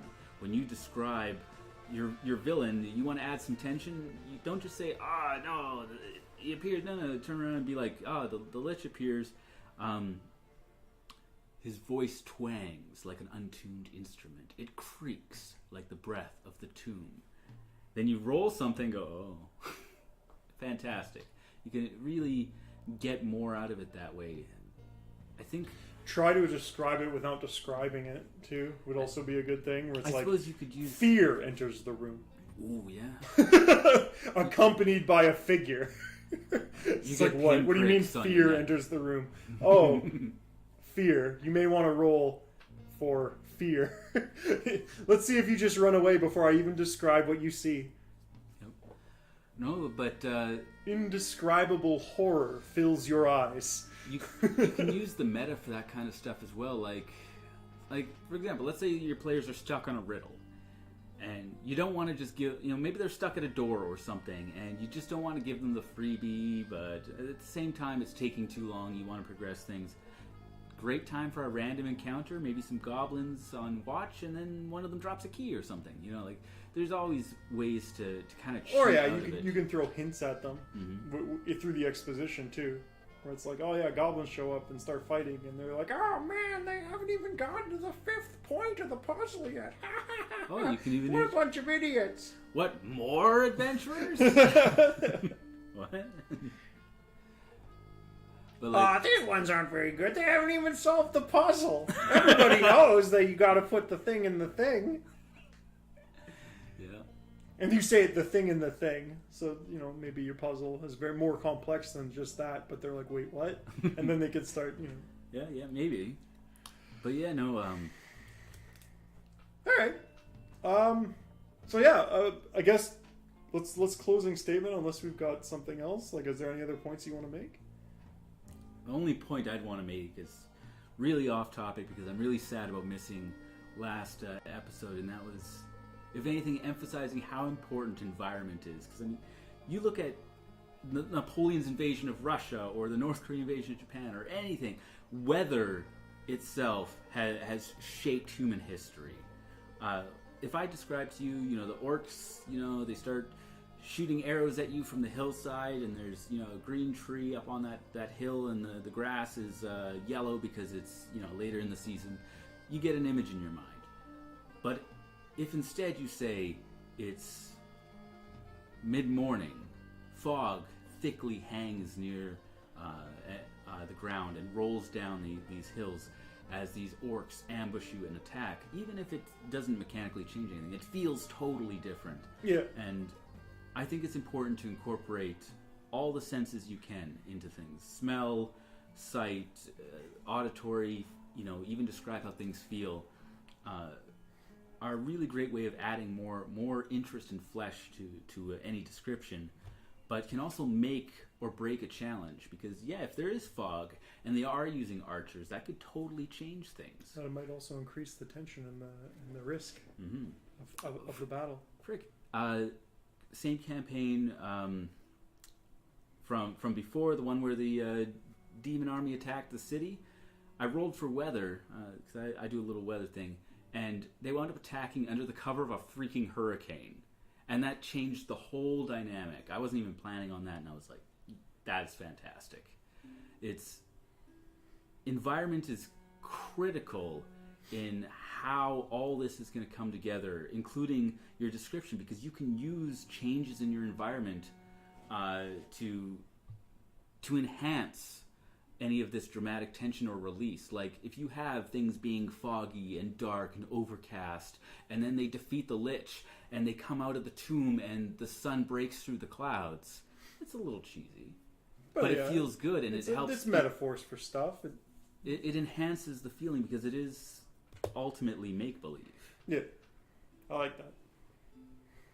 Yeah, it's unfortunate. The environment episode was kind of one-sided, and it ultimately basically came down to take notes. And what you're saying is essentially during your pacing points and during your conflict things, make sure you just lots of notes about the environment. Lots of notes about how the environment interacts with various things. You want to put a dungeon in there on your trail, make some notes about the environment and how that dungeon interacts with it. Is it a wet dungeon? Yeah, is it wet? Is it dry? Is it surrounded by forest? How does the forest deal with the fact that there's a dungeon here? Is there maybe there's a tribe of goblins nearby? Something that you don't have to write up, but you just little notes in the margin. Maybe find a badger in the front door. Yeah, maybe there's a badger there. Yeah, I do think people should focus as much on the environment at least as they do for NPCs and monsters. Like, it's a pretty critical point. But yeah, I'm pretty low quality when it comes to that kind of thing. But I like to keep certain ideas in mind when I'm doing this stuff. And that's the other thing too, is like the more skills you get at in visualizing all of these parts of the game yourself, the less effort you have to put into it. When you first start GMing, this is all going to seem very daunting. And you're trying to balance and juggle all of this crap together in a session, and you're literally writing pages and pages and pages. And then you realize later on, it's like, well, you've written the same page 6 times now.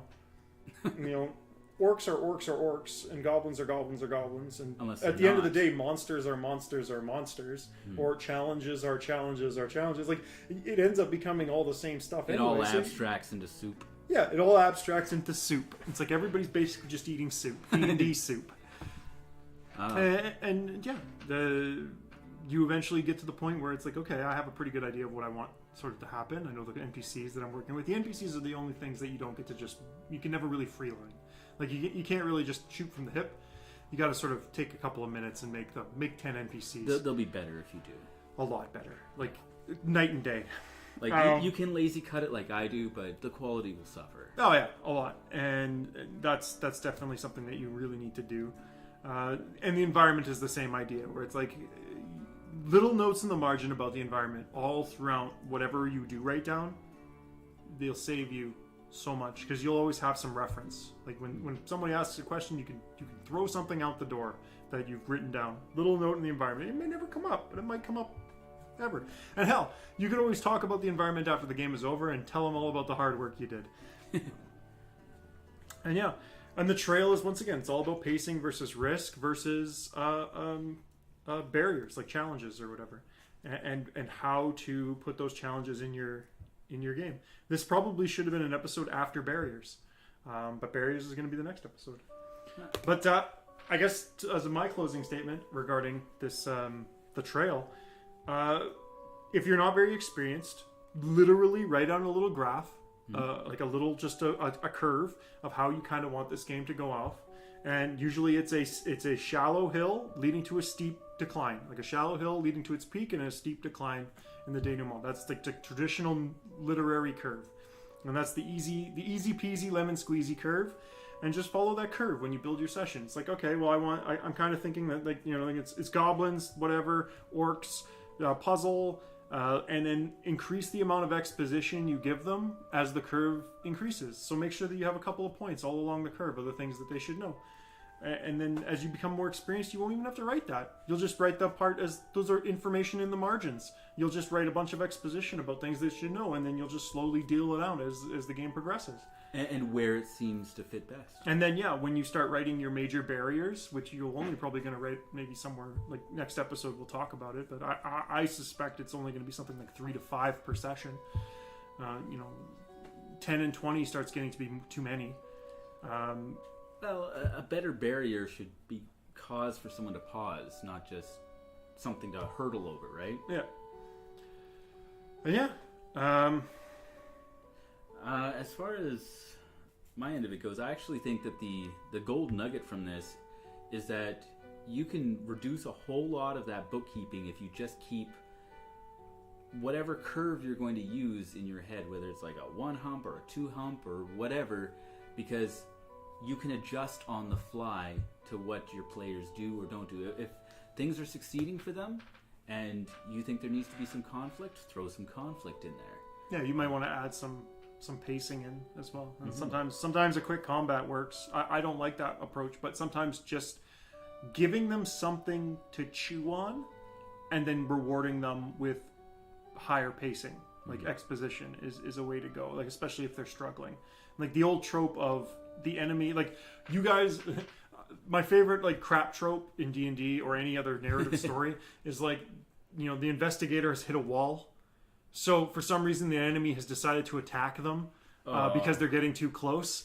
So as a result of the attack, he's able to get the next lead that he needed. But the enemy didn't know that he was stuck, and if he would have just not done anything, he would have gotten away with it scot-free. See, I've never liked that because I don't like characters hitting walls that they can't get over with at least time. There needs to be. You've already said that. You said that like sometimes you just got to deal out something, like even a combat or something like that. Like I'm just saying that's an old trope. Like that's a trope. It's something you can do. And that's the kind of thing we're talking about. Just don't overuse it. You don't have to use specifically like legions of the enemy attack you. Like we said, it could be just some goblins make fun of you for being dumb because they solved the puzzle before you, and they're just like, wow, you guys are real dumb. And hell, you might just change everything. Like you could also, you know, just as an aside, you can take away their reward. Like I lost friends over something over this, but like. At one point, the players, they wanted to kill this one NPC. This one NPC was no slouch. Like, this was, like, 20th level Blackguard. Okay, spoopy guy, right? And everybody was like, no, we're going to take this guy down. And they tried 3 times. Not bad. And he won every time. That's a shame. And they got away or whatever. And even one of the characters lost their paladin hood as a result of, like, fighting this Blackguard again and again and again. Like, they would ramp it up, too. Like, they even used, like... out of game exposition to give themselves super weapons to like it was stupid. But I'm like, whatever, fine. You can have your ultimate destructive weapon and your soul stealing weapon that obliterates any target that it touches. Like, I don't care, fine. And he still beat them. Sometimes that happens. But what I did was I took the barrier away. I had a more powerful enemy slay this guy because he was being disruptive. And they got upset. They lost their shit over it. And I literally lost friends. Like, it was the inciting incident. Like, I'm sure there was tension building up at the time over other things. But this was something that, like, I made a little short story about this guy fighting somebody else. And the other guy just whipped the floor with him. And they lost the ability to win. And that was the ultimate punishment. They flipped out. They literally flipped out. People quit the game. They went nuts. And I was just like, I don't care if you quit, whatever. Like, you guys try. I don't want this game to be the fight that blackguard 6 or 7 times every session. Well, no, it's true. If there's one thing players hate, it's being cheated of their victory, right? Yeah, but like I figured 3 losses and maybe we'll take it away. And so, to take it into the goblins idea, it's like maybe the puzzle has foiled you so long that suddenly these goblins show up and it's like, yeah, there's no treasure at the other end of the thing. The goblins spent it all. It's actually just a goblin warrens that's filled with goblin garbage. And just go in there there, are a bunch of there are a bunch of goblin neckbeards who basically they solved that puzzle like 10 years ago. And they're just like coming back from their like mushroom picking and they're like, what's going on here, boys? It's easy. You just do this, that, and the other thing. It's like following the treasure map and finding a hole in the ground at the end. Yeah, you wouldn't... Like, if the PCs would have solved it, the goblins wouldn't have shown up, and we wouldn't have changed reality. Yeah. But, like, if they're struggling for, like, 2 hours on something, and it's just like, man, we really got to stop this. It's like, yeah, there was never a treasure here in the first place. And that might be a way to increase pacing, but produce a losing scenario for them. It's like, yeah, without having them being like, yeah, the barrier's just sitting there waiting for them. Yeah. It's like, no, somebody else had solved it years ago. Mm-hmm. You guys weren't the first, but you didn't solve it at all. And some goblin showed up and showed you how it was done. He was a pretty smart guy. That happens, And he might still have the MacGuffin, or he might be able to lead you to the MacGuffin that you're going to. It's like, yeah, I sold it to the XYZ years ago, and that's a whole new adventure now. But like, you couldn't pass that barrier. Yeah, I'll totally help you guys if you get out of here. Yeah, I mean, this is my house. Yeah, man, and you don't want to stay here anyway because this is some neckbeard cave, and it's real gross, and it's got old garbage bags everywhere, and who knows what the hell nonsense is traveling here. I guess it would definitely have to be sparing because don't want to add too much despair to your players, but I think it's fair that if a monster can total party kill you, then yes, you can fail a puzzle. Right. And if there's repercussions for that, so be it. And that might be something worth doing, is just like, yeah, that's... Be clever with your repercussions for the puzzle. It's like, no... I think your players were a little juvenile for leaving. Yeah, like I said, there was other tensions building there. Yeah. I'm pretty sure. Well, but even still, like, this was an inciting incident. And, I didn't help the scenario because it's like, I just basically said I don't give a shit. Like, I don't care that you feel bad. Well, it's a game, and how do I put this? There's a certain amount of loss is necessary for a good story. Yeah. I mean, would people love Harry Potter as much if he never screwed up? I mean, the whole thing is 7 books of him screwing up until the end. Yeah. That's the point. And then he becomes Jesus. Adventurers are exactly like that, where their screw-ups are fantastic. I love when they screw up. When they do things like, oh, sure, we killed off the vampire tree, but what about the little sapperlings running around in the wilderness? Well, we didn't catch them all. You didn't? Yay, it's fantastic because it lays the seeds for further adventures. Yeah. And I mean, there's a certain part of that that's not just important, it's essential. I mean, I think we had a whole episode about not having escalators to victory. Yeah. Because right on the flip side of things, if you have players and they never fail, they always succeed, that success is always handed to them on a platter, they're not going to have fun. They're not going to feel like they've deserved it. It's like crack. You have fun at first, you feel you're doing really well at first, and then eventually the game dies. Yeah. Or you need larger and grander victories because otherwise, like, you've already succeeded at all the things. Dungeons don't mean anything if you always solve the dungeon, You know what? now we need to conquer nations. Oh, nations don't mean anything. Now we need to conquer worlds. Oh, worlds don't mean anything. Now we need to kill gods. Oh, we're killing gods the easy? best- Oh, this game's stupid. The We're done. best victories I've ever seen players have are the ones where they should not have won, but they Yep. did anyways. They love it. They go nuts over it. Yeah. It's like, oh, the odds were against them, and they succeed anyways. The god kraken, and we told him a joke. And he rolled a 1 on his, Yeah. and didn't have legendary resistance, and that's how Yeah. my level 3 And because character... the GM decided he could speak common because he's an idiot. Well, And by idiot, I mean it's it was telepathic. a slight oversight. Oh, it's a telepathic... He understood the joke and he chuckled. He thought it was funny, and he said, "Okay, guys, you know what? That's great. You guys are great. Yep. I'm gonna let you guys live." Frick. Because he would have TPK'd our party pretty easily. Oh, man. No doubt. He wrecked, like, our ship in... And that was one turn. That was Swampy wanting to kill the party again. Like he really wanted to. You know what? But that's the best.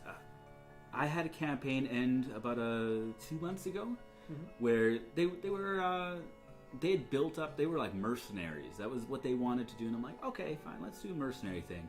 And they had early on made a deal with a black dragon living in this cave underneath their fortress that they took over. They went in, killed the bad guys. Were like, this is our fortress now. And there's a dragon living down there, and it was fantastic. The first thing that they did is this one character runs in there with his hands up and he goes, "Oh, great dragon! Have I got gold for you?" And the dragon's like, "Okay, I won't kill you instantly, right?" And they make a deal, and it was not a good deal for them. They were giving this dragon half of their loot for this whole game. But anyways, it finally comes to the point where there's conflict with this because I had it where black dragons, the only thing they cared about is family. Everything else, they don't care. You know, it's greed, murder, mayhem, chaos, and tyranny. But family comes first. And anyways, these other dragons showed up thinking, if we kill our sister's pets, she'll come home to us. And so the party defended themselves. They slew these smaller dragons, which of course upset the big father dragon. So this big ancient black dragon comes, and this is the climax of the whole game, where they were debating for like a whole session. Do we kill her and steal our loot back? Because they made a deal with her, and she said, "I really like you guys. Essentially, here's what I'll do for you. When my father comes to kill you, I won't interfere. That's the best I can offer you. I'm just going to take my treasure and leave. But I won't help him kill you, because we're friends." And they're like, "Okay, thanks." And then they're plotting, like, should we kill her anyways and take our money back? Anyways, but this dragon shows up. It's an ancient dragon. They're like level 14. They're not really prepared for this. But they do have a fortress, right? And it was hilarious because this dragon flies up the cliffside. They barricaded the doors. It uses its breath weapon on the door. I roll damage. I look at the chart. I'm like, oh, well, the door's gone. That was it. First thing, their barricaded door was gone. They're like, oh, crap. So they're climbing, they're climbing in to their arrow slits to try to squeeze back into the fortress. And it was just a total cluster. One of them failed fear saving throws like the whole time until the end where he gets the kill steal. So that was pretty cool. But in the end, despite a bunch of them getting dropped, like half the party nearly got dropped to 0. They were almost total party killed, but they managed to pull through, get a couple lucky crits, and defeat him. And so the narration after that was, you go down as the greatest mercenary guild in the land. Like, nobody is going to doubt you ever again. Mm-hmm. But you defeated an ancient black dragon. There is no problem too big for you guys to handle. So their campaign's over. They retire. They become, a permanent fixture in the world as this greatest band of mercenaries.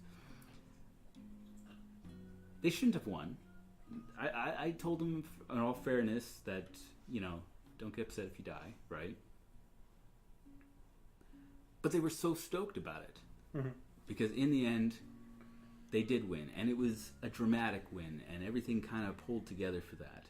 And so, those times when the odds are really against the players, but they win anyways, they love it. But the converse side to that is, that also means that 2/3 of the time, they're going to lose when those kind of big things happen. You know, you can't have something be actually dangerous and then pull the punches and put on, you know, the kitty gloves. Yeah, dangerous things need to stay dangerous. There always has to be, like, if you're gonna put that point on the trail where they fight the ancient dragon, there you should be prepared to kill the party. Yes. Like, and actually try to. Yeah. Don't be a prick and like be that Force guy it to who's like, happen. oh yeah, the dragon shows up and he stays on the ground so that you have a chance to hit him with your melee weapons. He was Insane. ducking under the cliff so you couldn't shoot them, and then popping up, grabbing them, and dropping them off the cliff, and like, yeah, like don't play your villains dumb. Your players will respect them more and have a lot more fun if they're in real danger. All right, so I think that's probably it. Like going off track into story time is probably where the show hits the rails. We had a good pace going. I think we figured out what we're talking about here. We're talking about pacing. Make sure you keep that pacing. Build your pacing curve. Put in your mind, head. in your head. If you can't think of, if you're not that skilled at putting things in your head, maybe even just write a little doodle, like a noodle. Make a little noodle doodle about what you want your pacing curve to look like, and then go with that and work with that in mind as you play the game. And then, yeah, beyond that, keep in mind what produces more pacing, what produces less pacing, what produces, add more elements of risk as your curve goes up, and I think you guys will be fine. Like you don't have to put a lot of effort into it. You just have to have a little bit of skill, and that's something that you develop over time. I think the last thing I would say is that it's important that when your players go off the rails, right? Don't try to railroad them. Find opportunities for exposition. Yeah, like that's the other point too that we do need to stress here. We're not talking about putting them on a linear path. We're talking about points of conflict that will try to find them. Every point of conflict will find them, and you won't railroad them into the point of conflict. Just find a way for it to organically. It will find a way. Yeah, it will find a way to meet them, or they will just skip it. And if they skip it, so be it, because you didn't put a lot of work into it anyway, because you're a GM who's very skilled, and you can always make up new points of conflict in a couple of minutes. You could just be like, sorry, boys, loading, please wait. Give me 10 minutes, go have a smoke. And I'll write up some quick, I'll do another quick trail and see what we can do about that. And maybe a little bit of environment. Boop, boop, boop, boop, boop. We're good to go. And keep the NPCs, because it's in the same setting, and the environmental notes are basically just added as you go. And you guys can be good to go. So, all right, with that said, I think that we've covered it. Next episode is going to be barriers, where we're going to probably touch on very similar subjects, but in this, we'll be talking about like how big of a barrier you put up. What did the size of these barriers do? We talked about pacing and that in this episode, but next episode is probably going to be a lot more about the nature of the barrier. Boss monsters at the beginning. Why? The big dragon at the beginning, baby monsters at the beginning. Are we going to throw 100 million zombies at you or just 10? That's the kind of thing I think we're going to try to talk about next episode. So barriers, the walls you see and don't. Maybe emphasis on the walls you don't see. That might be another interesting point to get into. So at least until then, I hope everybody enjoyed the episode. We did an extra long episode by the looks of it to make up for our extra short episode last week. I hope everyone enjoyed story time. That was good. So, like it, leave a comment, subscribe, check out Cast, because I'm a shill. It's cast.org with dashes between all the letters. With that said, I think everybody, you take care and don't die.